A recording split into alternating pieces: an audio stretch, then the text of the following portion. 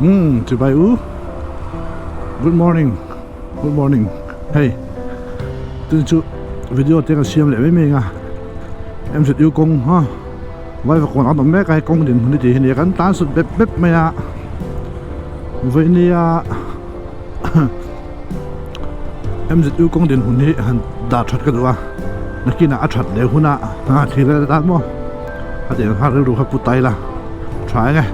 Tụi té một cái sợi nó ngon lẹ. Thì làm hoa như là vin. Hay cái công hệ. Sự cái cái tuôn phụ đã khai lên. Nó sẽ phô chuyện à. Công hệ chuyện là sẽ em mày à. Để tem bên à intensive mà. Công té à khoa trật trục à. Chúng ta sẽ đi lại em sẽ yêu công hệ thì làm xem là cái gì em đã chăng á là khi nào chặt đều cũng nặng mà ai về số bố đào phải và còn zoom mới thay này hay đây ta giật thấy biết rồi mà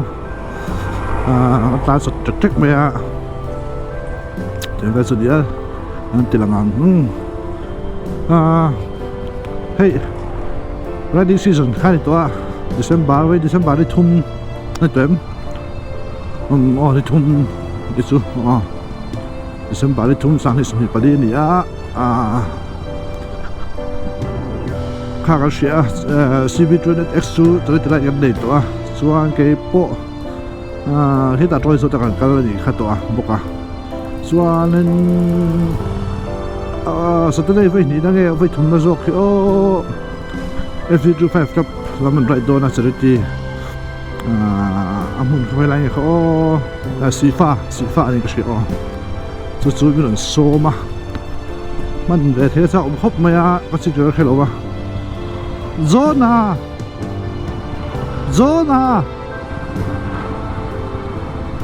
chú mình về thế cái sao hấp mày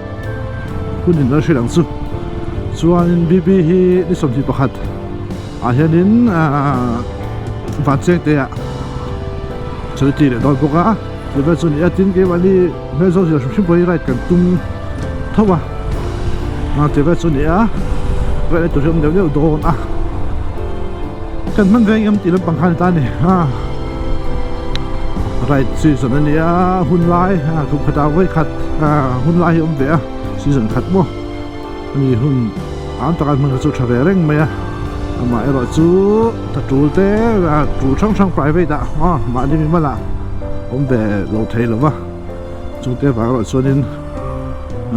office số là bia ngắm đây phân biệt trong lâu nè video trên cái này nên mình đây miền thì em chỉ na cần phân vào là một right mua cần phân vào là một right cần phân địa right tao chuyện về hình ai tin rượu rượu trả lâu đeo hết ăn tắm hộp ăn tắm được không mình khai lên YouTube và cái mấy giải phẫu bạc hạt nu làm bằng giải phẫu này tất cả mấy bạn cái sự khác rượu rượu khác cái tiệt nghe thì anh hun lái cái trip pin bằng tháp bể lâu chỉ khách tiền nuôi đến hơi là tung anh phát đến số lượng số tiền mấy của mình mua chú lâu hoàn chú lâu tặc khách tiền mà khách phải có bên tôi khách suối quá tăng nuôi để ba thôi đúng quá tăng tôi nói gì rồi rùm là chắc chung mi ta đã thiếu trà cái thì thế đó mi lộn bắt cái xiêm thì nó để cho nên ngồi mấy là thằng ấy tôi như cái sủa tất ra được cái còi cùng tất ra hay cần trong trai tắm lâu to lâu em mình chỗ bát thiên này hay cái đồ tập to lâu mình chỗ thì đưa luôn đã cho điểm mấy tôi còn xây mấy chỗ đưa được thiêng hiếm đưa đuôi trà xe thì muốn đến trà xe xuống lâu là là tan har sợ nó xiêm lâu là cho nó nụ mày không về chứ không cái này mình chơi đâu thlir vách tổ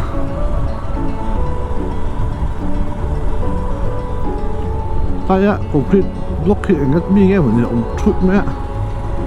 hay cái công hi sổ khát sao hiện rất biết sổ khát hiện mà đã sầu nó xa cho nó xuyệt thấy chín này công khi in Siam tụ khít tin hết tiền hay tụ cái tàn hết mo cái hết lâu sẽ mấy lâu cái rạng gì vẫn cái chú phụ khách này thì biết lâu chú đi chú khá là phát là chú hiện in còn bây giờ tầm bông po khi số lâu chú in mấy cái này đúng sáng anh thì mấy anh mang cái tiệt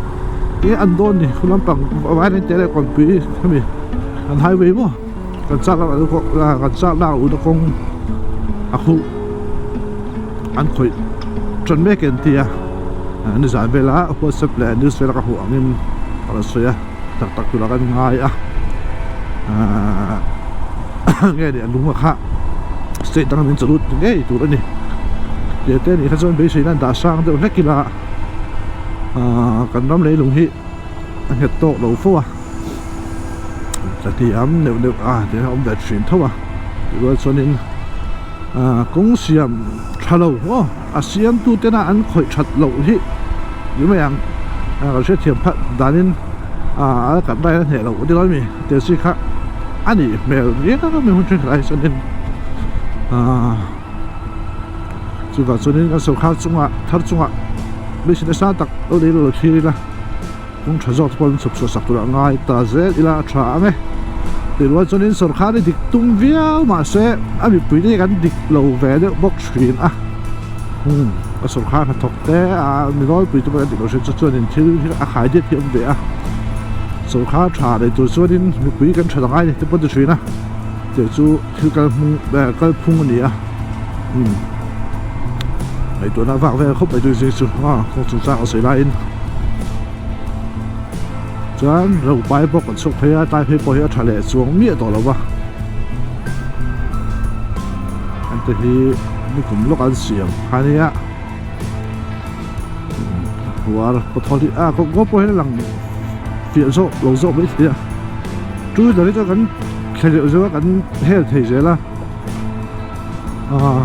gì mà có hiểu ra bây giờ bò thọ thì hết thì chuyển cho nó thì bóp mấy mỏ về chú cái công trình hùng here thì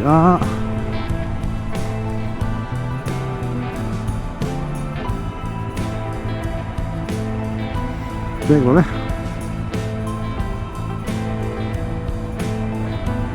có khi cái nó bằng khi cái giặc đất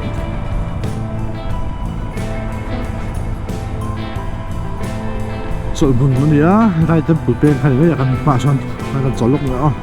có khi nó có đủ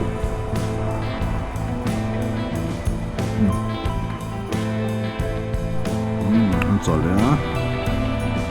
选单错了东西那个水来看见，再对我，还有龙卷我过来呀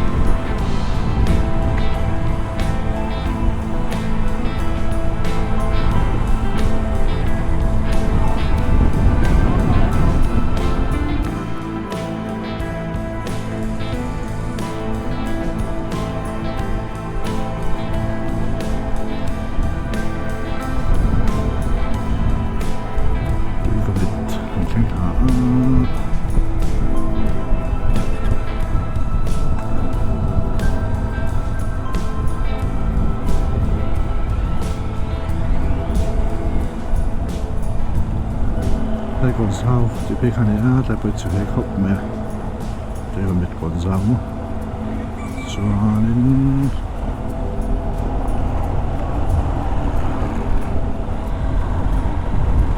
bởi chỉ thấy khóc mẹ lại thế thì là ai á tại bởi hồ ổn được nên luôn là để cái này hồ thì thuộc mà không có nó sẽ tại được bốc tiền ai nè sang chuan chhe người ta bị quay vai ở hôm trong em sẽ tôi thấy 50% về bor số lượng không xỉa hi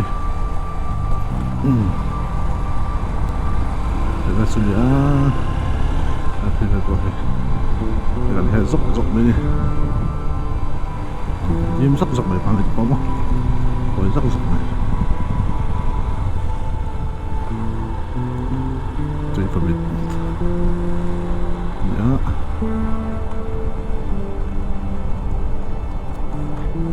nói thẳng ra bây có thôi bỏ bên mấy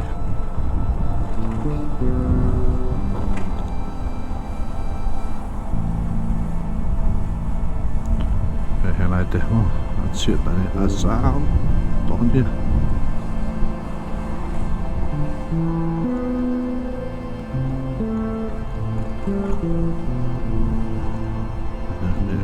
một trục vết mẹ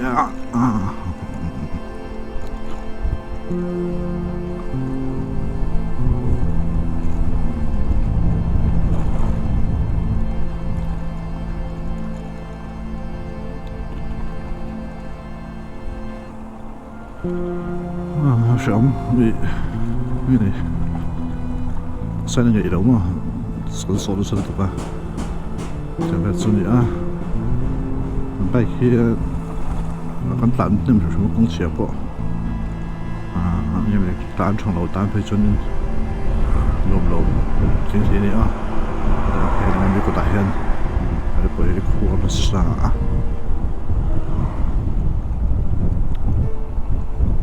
เราไปก่อนกันลูกค้าเราไปก่อนพอเห็นจุดเตะอ้วนลง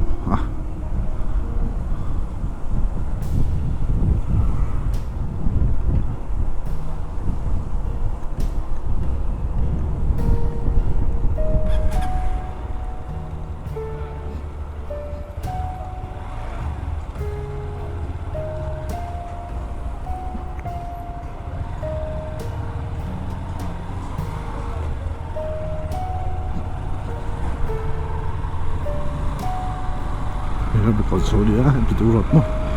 ตอนช่วยลำไอ้ไปว่าจักจุกไหมนี่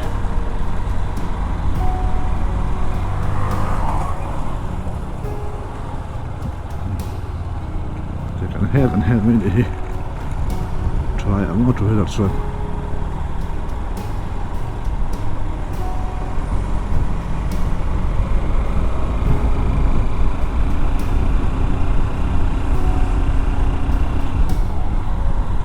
ได้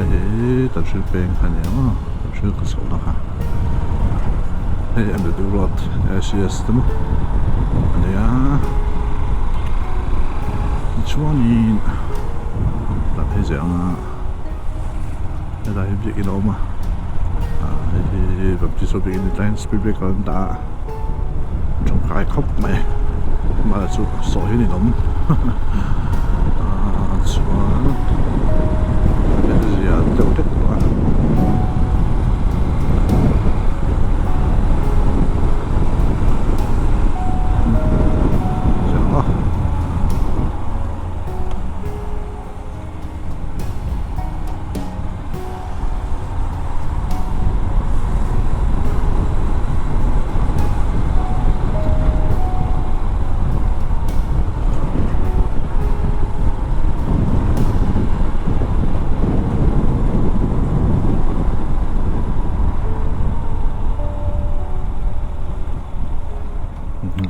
thuộc vào không mà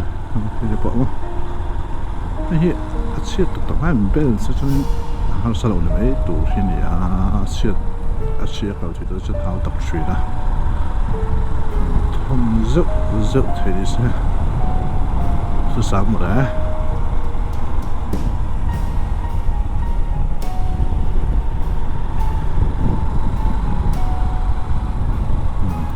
khổ đấy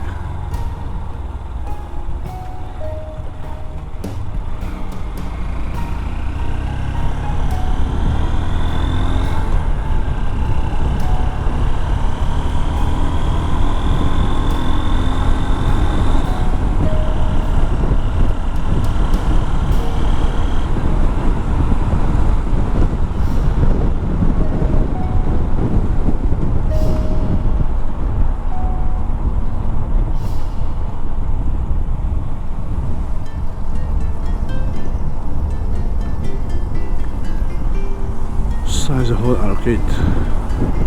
cái lá sầu rất cộng này bên song song nên là mong cho nào mấy cái này không phải stop đúng đấy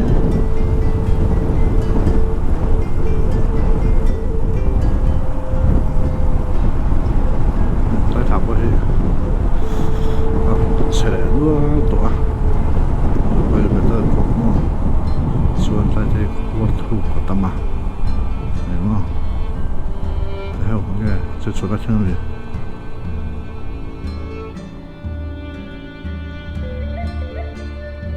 kia hoa từ kia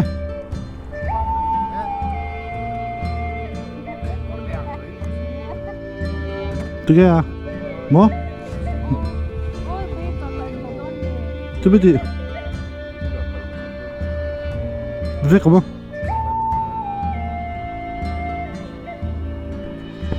tôi chú mi anh em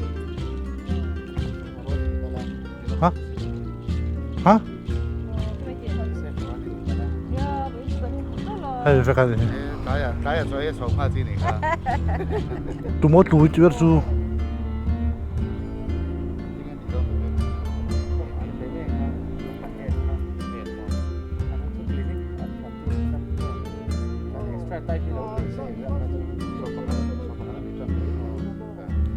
tôi muốn chụp ra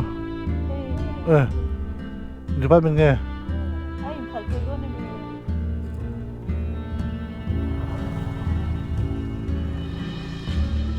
cái câu đó nghe chú nó bụi tai rằng sao phát sinh sao vấn đề à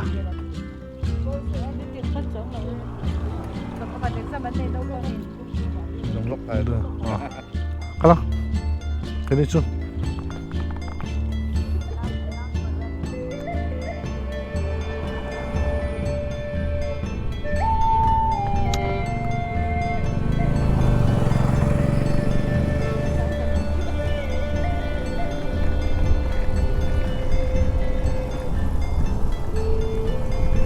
ta có vắt rẻ đó chúng ta hầu như ăn ổn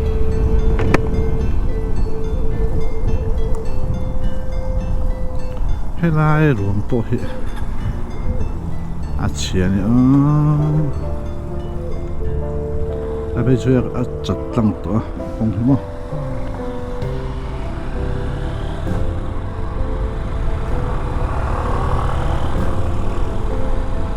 chúng ta bây giờ lăng thắc tổ bộ của nó sẽ mấy thu khóc mày à sẽ em bỏ cái này đây mình ba cái số ở dưới tụi em được mà chứ không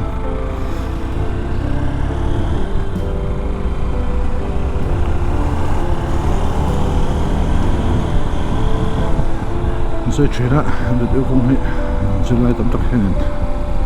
rồi mình chuyện nào làm để được chuyện nào sẽ số lên trên bề rộng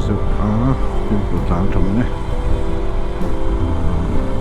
được bỏ những cái phát động lên thành phố ạ đúng không 6 miles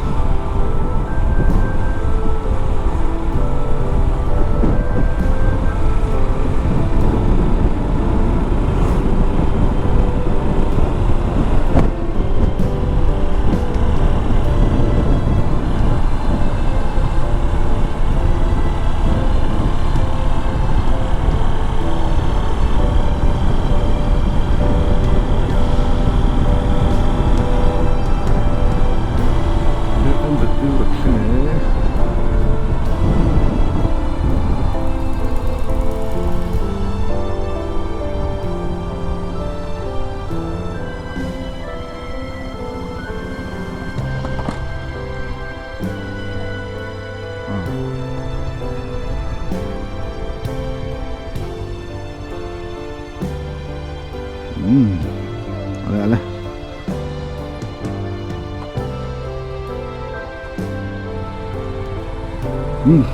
các bạn thấy á thì hai điều sẽ trong video số công sự trùng trang công sự với cái hai đại dưới định ha sự tổng hai nên công thuật thu là chỉ cái tăng co cái đó là công thuật đó tụ là cái bế xe ha là hiện thọ sử dụng số á công sự sử dụng nó có tôi hút sầu cho là hút sầu đó cũng thật tất cảnh này thôi tụi nó ngay ô vậy quá